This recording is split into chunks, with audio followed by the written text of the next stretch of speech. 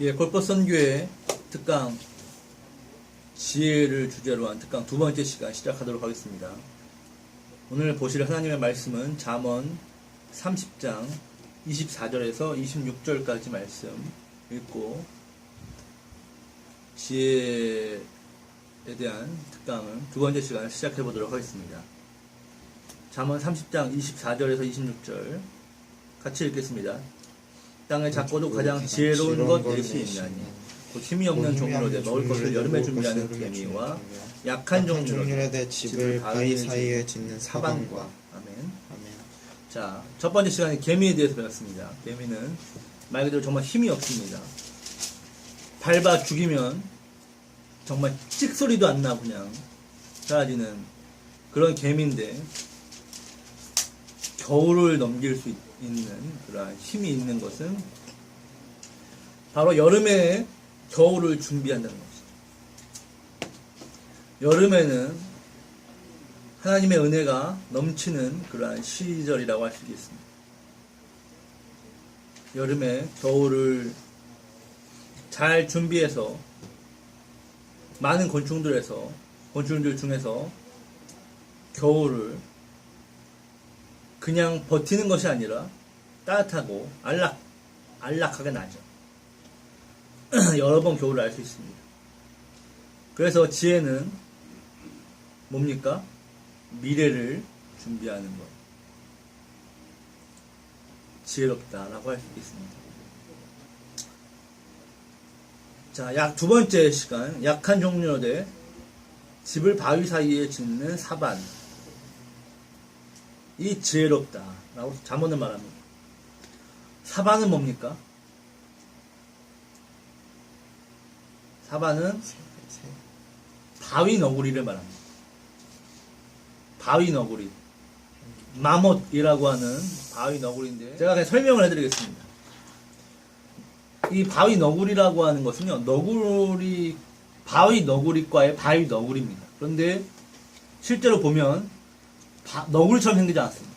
그냥 햄스터처럼 생겼어요. 쥐입니다, 쥐. 누가 봐도 쥐입니다. 근데 바위 너구리예요, 어쨌든. 바위 너구리는 진짜 약한 동물입니다. 무기가 하나도 없습니다. 동물계의 찌질이. 아무런 무기가 없고 누가 와도 그냥 다 썰릴 수밖에 없는 그런 제대로 약함을 타고 태어난 동물이에요.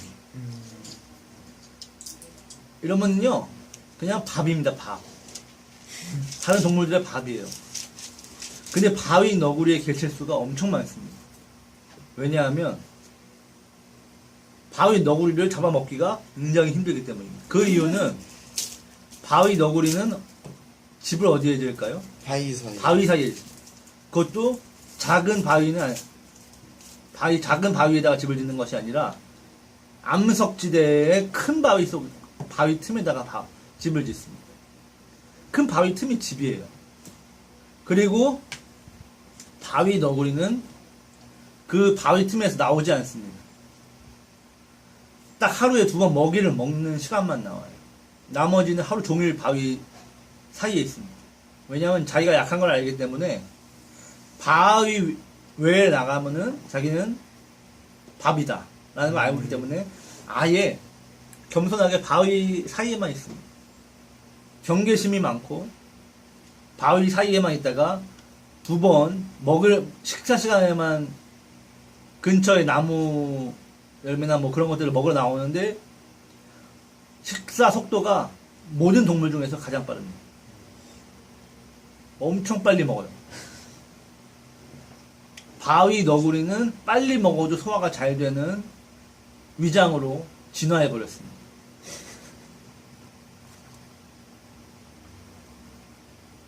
그리고 바위 위에서 잠깐 쉴 때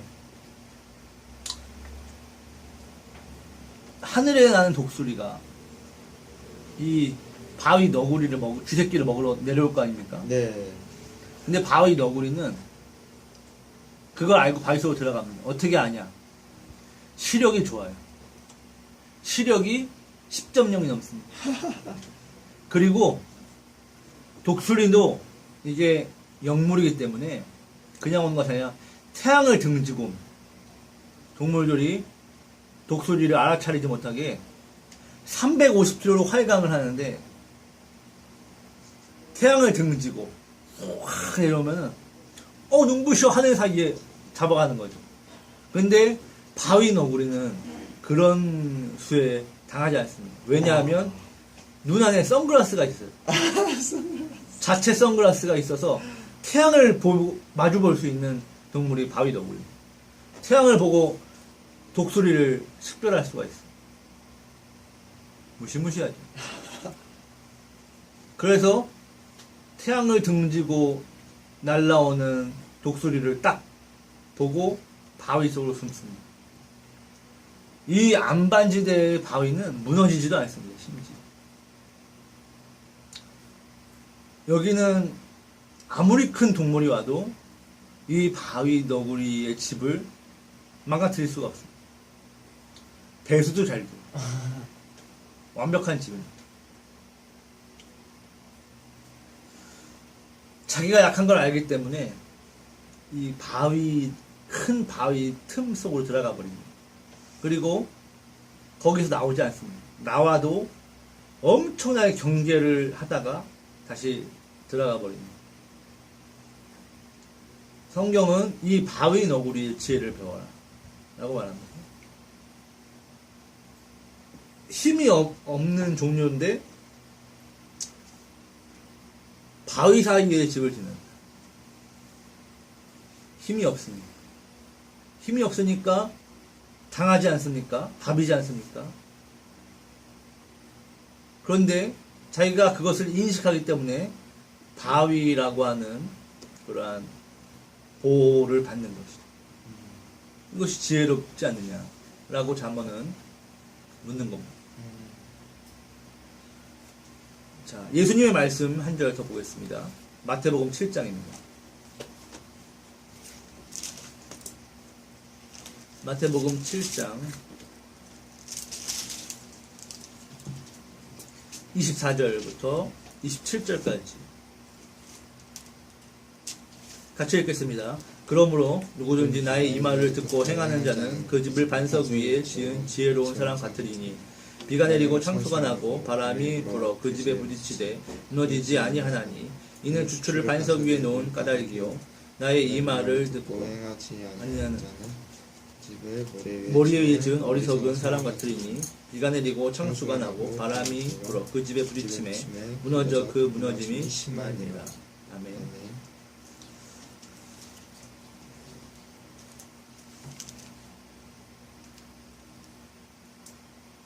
반석 위에 지은 집과 같다. 그렇게 반석 위에 지은 집을 짓는 사람이 뭐 어떻다고요? 지혜롭다고 말합니다. 예수님께서.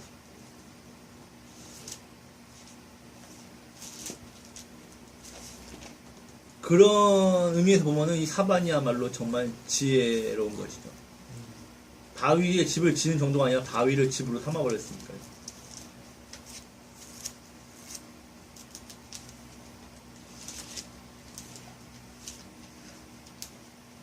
어제 그 소망부 수련회를 하는데 이제 아이들 보라고 아기 돼지 삼형제 만화 영화를 틀어주더라고요.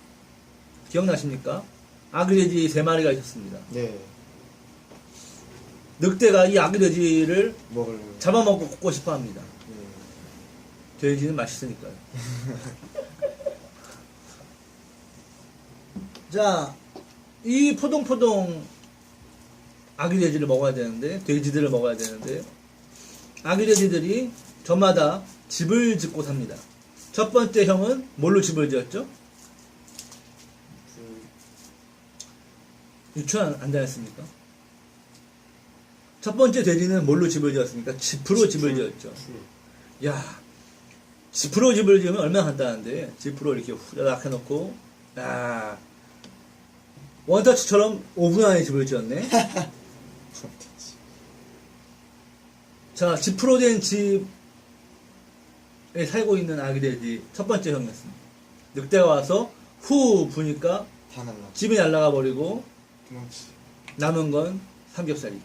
삼겹살. 늑대는 맛있게 첫 번째 돼지를 구워 먹었습니다. 둘째 돼지 형은 나무로 집을 지었습니다. 나무로 집을 지어서 통나무 집을 지어서 살고 있는데 늑대가 와서 후 부니까 집이 안 무너지네요.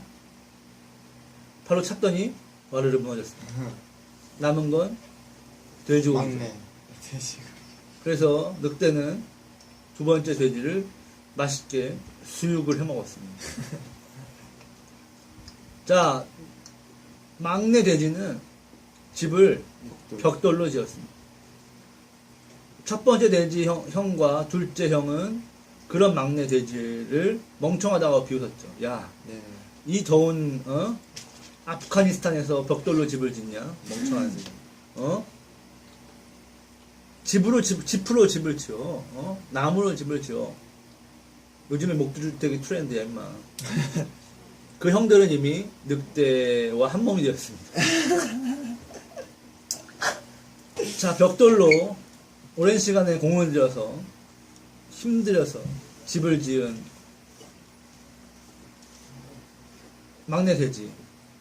늑대가 와서 불었는데 집이 돼요. 멀쩡해요. 바로 차도 안 돼요. 발톱만 부러집니다. 아무리 해도 집을 부술 수가 없어서 어떡합니까? 굴뚝으로 들어갔는데 굴뚝으로 들어온 밑에다가 바로 숯불. 가마솥을 대놔가지고 늑대의 수육을 맛있게 먹었다는 이야기를 우리가 잘 알고 있습니다.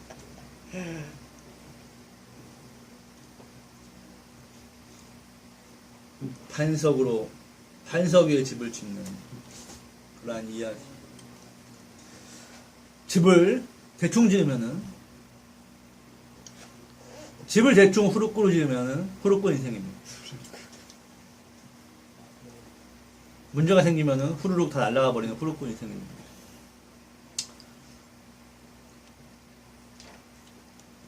왜 이 사람들이, 대부분의 사람들이 집을 후루꾸로 짓습니까? 지금 당장은 네. 후루꾸로 살아도 문제가 없기 때문입니다. 지금 당장은 집을 짚으로 짓든 나무로 짓든 상관이 없으니까 그냥 편한 대로 사는 거죠.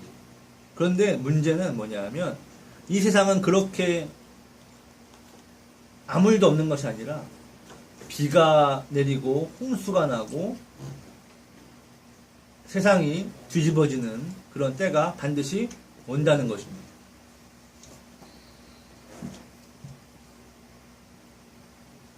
자, 그래서 주님은 이렇게 말씀하십니다. 27절에 비가 내리고 창수가 나고 바람이 불어 그 집에 부딪힘에 어떻게 됩니까? 집이 무너져 박살난다 이거죠. 네. 자, 이렇습니다. 우리의 인생도 여기서 말하는 반석은 뭡니까? 반석은 어떤 사람들은 예수 그리스도라고 해석을 하는데 예수 그리스도입니까? 반석이? 바위.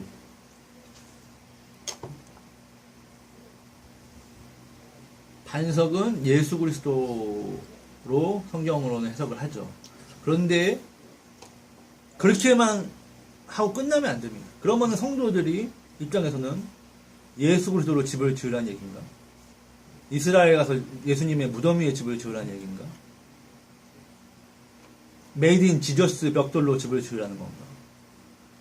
예수로 반석으로 집을 짓는다는 게 무슨 의미인지를 모르는 거죠. 반석은요, 예수 그리스도가 맞는데 여기서 이제 적용으로 더 구체적으로 해석하면은 정확하게는 말씀입니다. 반석은 말씀. 왜? 여기서 말하는 반석은 예수 그리스도인데 예수 그리스도는 뭐예요? 말씀으로 오셨죠, 이 땅에. 네. 태초에 말씀이 계심에 그 말씀이 육신이 되는지라. 그래서 말씀이 예수 그리스도고 예수 그리스도가 반석이기 때문에 반석은 곧 말씀이다라고 하는 공식이 성립이 됩니다. 자, 사람이 말씀대로 안 사는 이유는 뭡니까?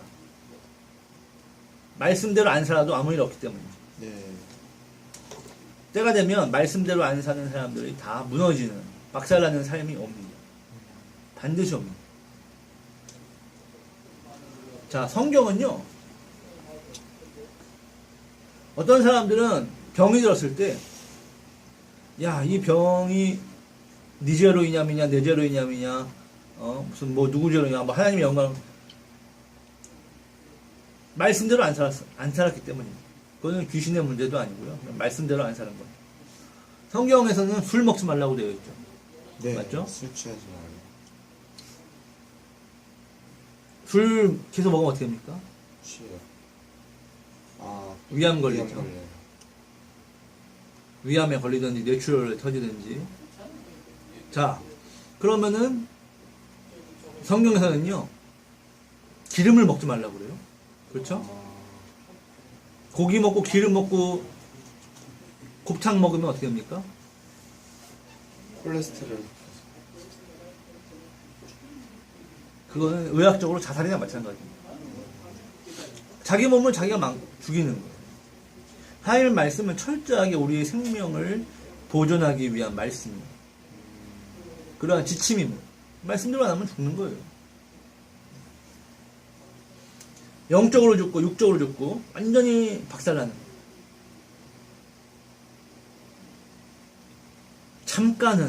오늘 잠깐은 이 순간은 말씀대로 살지 않아도 괜찮을 것처럼 보이지만, 하지만 결국은 말씀대로 살지 않으면 반드시 무너진다. 이것입니다.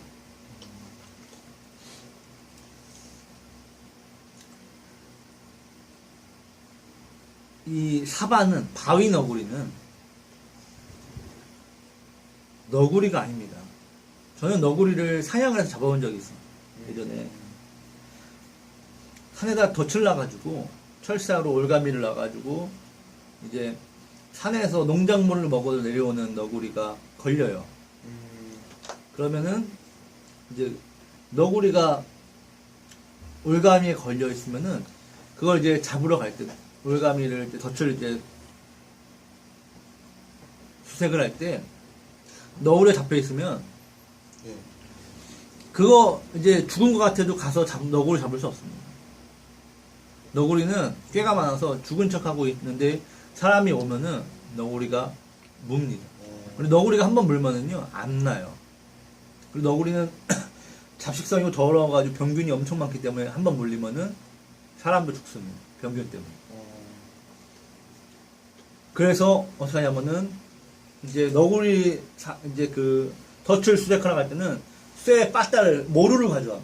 이 모루를 가져와서 이제 너구리가 죽은 것 같은데 사실 죽은 척하고 있거든요. 그럼 멀리서 대가리를 냅다 깹니다. 그래서 대가리를 완전히 박살을 낸 다음에 그럼 이제 경련을 하고 뻗어요. 그러면 다음에 이제 그걸 이제 짊어지고 오는 거죠. 너구리는 잡식인데 작은 동물들을 사냥해서 먹을 수 있어요. 너구리는 약한 동물이 아니에요. 근데 이 바위 너구리는 너구리가 아닙니다. 실제로 쥐새끼 같이 조그만 놈이에요. 무게가 3kg밖에 안 됩니다. 그러니까 지가 스스로 무기도 없고 약한 걸 알기 때문에 어떻게 합니까? 싸돌아다니지 않습니다. 그냥 바위 틈에만 있어요. 그리고 밥 먹을 때만 나간다. 스스로 조심하는 겁니다. 사람도 마찬가지입니다. 우리는요 마귀의 밥입니다.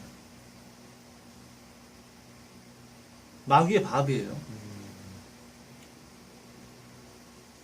왜? 우리는 마치 물고기와 같아가지고, 멍청한 물고기와 같아가지고 마귀가 낚시를 하거든요. 돈으로, 여자로, 백으로 낚시를 딱 하면은 우리는 그냥 물어버립니다. 그게 미끼인지도 모르고 죽을 것인지도 모르고 그냥 다 물어버리지. 우리는 그거를 야, 요게 먹으면 죽나 하면 그런 걸 살필 수 있는 지혜가 없어요, 사람은. 게임이 안 됩니다. 어떻게 됩니까?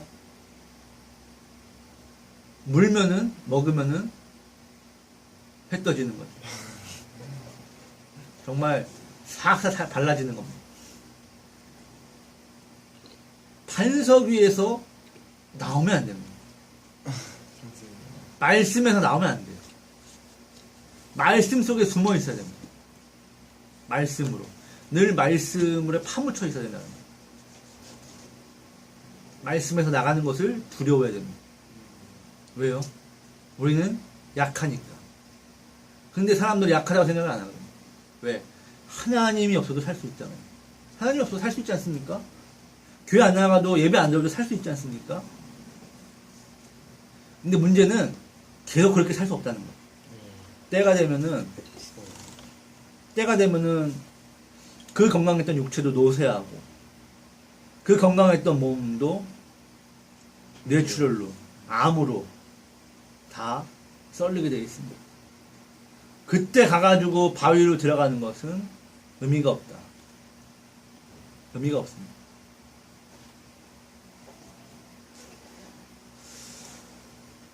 자, 두 번째 지혜는 무엇이냐면 자기가 약한 것을 인정하는 것입니다. 자기가 약한 것을 인정하고 변함이 없는 뭡니까?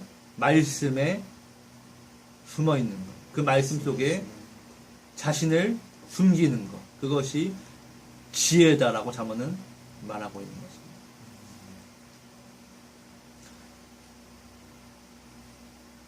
여러분, 교회를 안 다녀도 살 수 있다고 생각이 될 겁니다. 예배를 안 드려도 살 수 있다고 생각이 될 겁니다. 예수님을 안 믿어도 하나님 말씀대로 안 살아도 살 수 있다고 생각되는데 지금 당장은 그렇습니다. 그렇지만 시간이 지나면 말씀대로 살지 않으면 반드시 죽는다는 것을 알게 됩니다. 그리고 이 모든 세상이 끝났을 때 말씀의 열매가 없는 자들은 전부 통구이가 된다는 것을 우리는 기억해야 할 것입니다. 감사합니다. 마치겠습니다. 네.